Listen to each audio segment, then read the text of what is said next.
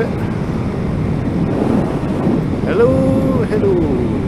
And sounds just outside of it. Hello, children.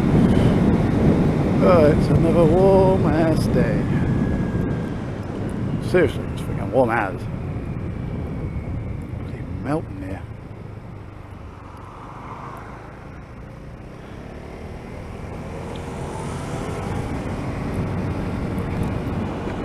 Could not really be much hotter, but it will be. It's going to be very, very hot today. It's going to be, what they're saying, 33 degrees Celsius now. That may seem to some people like comfortable. Oh hell yeah, we have that in the summer. Damn, that's our winter around here. But in England, our winters are like 2 or 3 degrees Celsius. At best, you know. If we actually see a daytime high of 10 degrees, we're actually quite excited about that over here. It's like, wow, you know, it's going to be double figures. Wow, it's going to be really warm for this time of year. So 33 degrees for England is a serious whoa. So it's like, wow, that we're just no good at it. We just cannot cope.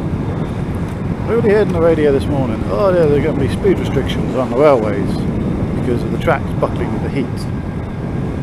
That was well done. We just cannot cope with heat of either extreme in this country. It's too hot, everything slows down. It's too cold, everything stops. Oh no, there's a sprinkling of snow. You can hardly see the white lines in the road. Everything crawls to a halt. Literally everything crawls to a halt. We live in a country where people buy a lot of 4x4s, SUVs, pickups. How many four-wheel drive cars these days? That seems to be an 80s thing.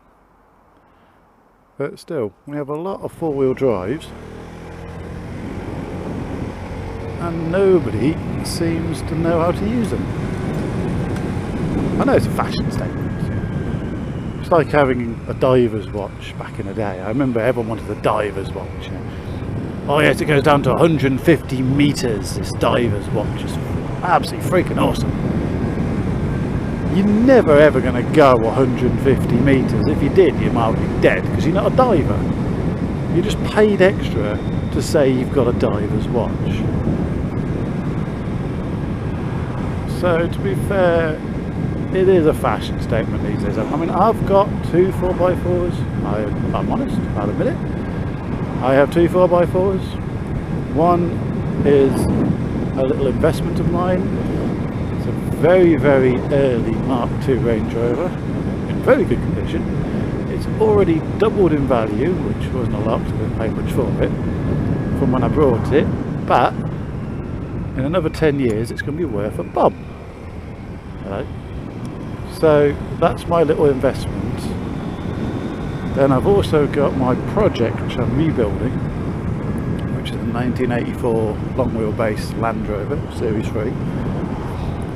That's definitely not standard. It's been rather extensively modified, but it's for camping, off-roading and such like. And when the weather's bad, when it's finished, I'll be using it for 4x4 emergency response, rescues, recoveries. So now it's going to get used off-roading. It's going to get used in difficult situations. It's not going to be posing along outside some fancy nightclub or bistro bar. It will get used. It's already dented, scuffed and scratched to hell. I'm not going to repaint it, mostly because it's ex-army, so all the original paint is flaking off in big chunks. It's like it's got automotive dandruff.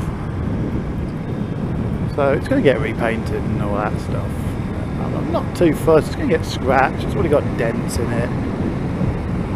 Well, it's an old Land Rover, so there wasn't a straight panel on it even when it left the depot. They made the thing bent and dented already. But no, I'm not going to make it look pretty and all that sort of thing. Yeah, if I was sensible, well, the original engine back in it, I'd have tidied it up, done it as a complete original spec, and then it would be worth a bomb.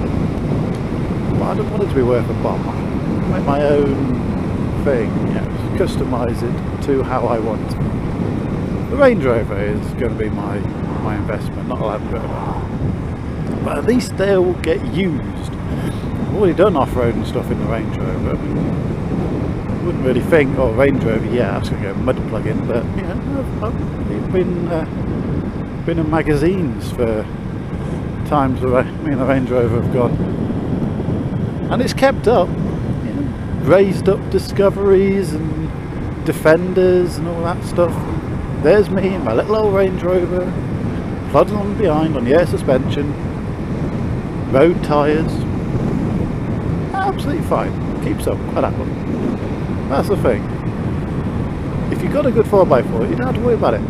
So when the weather changes, oh no, there's a bit of snow on the ground, oh, we'll have to all stay home. Nope, I'm off. Is the snow 4 foot deep? Nope, right, I can make it then. Because I'm in a Range Rover. And I have an ounce when it comes to off-roading. I know one of these people, I saw once, and I know it's not really an off-roader, and anyone can argue if they want, but it's just not. Okay? I saw a Mercedes ML500 trying to pull away on, okay, it was mildly compacted snow, but it was very thin, there wasn't a lot of it, and the hatchback next to it pulled away fine, but this Merc just spun all 4 wheels when the hatchback disappeared.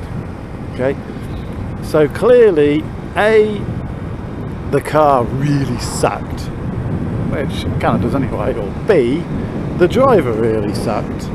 Either way, it's probably a pretty good combination of both. It wasn't a very good advertisement for Mercedes 4x4s. When a hatchback pulls away better on the snow than your big 4x4, yeah, not good. But it just goes to show that people buy these things and don't know how to use them. It's like some bloke buying a hey, nice guy, some bloke buying a sports car. You know, you're getting a Ferrari or something like that, and you don't ever use it on a track. I mean, what's the point? You got a Ferrari. It is a full-blown Italian sports car. Use it. What's the point in having it if you're not going to use it? I mean, my big bike, it is the top end of the sports tourer market, but it's still a sports tourer, and I use it for sporty riding when I'm deciding I'm going to shed 30 years and become 6 years old, but also for distance. Yeah, I've gone up to the Scottish borders, I've gone to South Wales, I've done some distance on that bike, and it's absolutely brilliant for it. Yeah. I use it for what it's designed for. I learn how to use it better. There's people who just buy a 4x4, oh well, I'm safe in a 4x4. No, you're not. 4x4 is quite happy to roll over if you're not careful. They don't handle on the corners, and then when the bad weather comes, they don't know what they're doing. It's ridiculous. It's like buys a convertible. I'd like a convertible myself, but I could never buy one. I've got too many cars already. But a bloke buys a convertible, and for 360 days of the year, everyone's laughing at them. Ah, you bought a convertible, it's more expensive, it's heavier, it's not as good as the coupe version of your car, and you can't enjoy it with the roof down, otherwise you're going to turn it into a goldfish bowl. Yeah. But for 5 days of the year, he can laugh at them. Oh, it's lovely weather, I'm driving with the roof down. Ah, look at me in my convertible, ha ha ha ha. All these people with 4x4s, 360 days of the year, they don't have a clue about being off-road. And then the 5 days of the year they need a 4x4 because of snow or ice or whatever, They stay home just in case they get stuck. What's the point? Real, it does my head in these sort of things.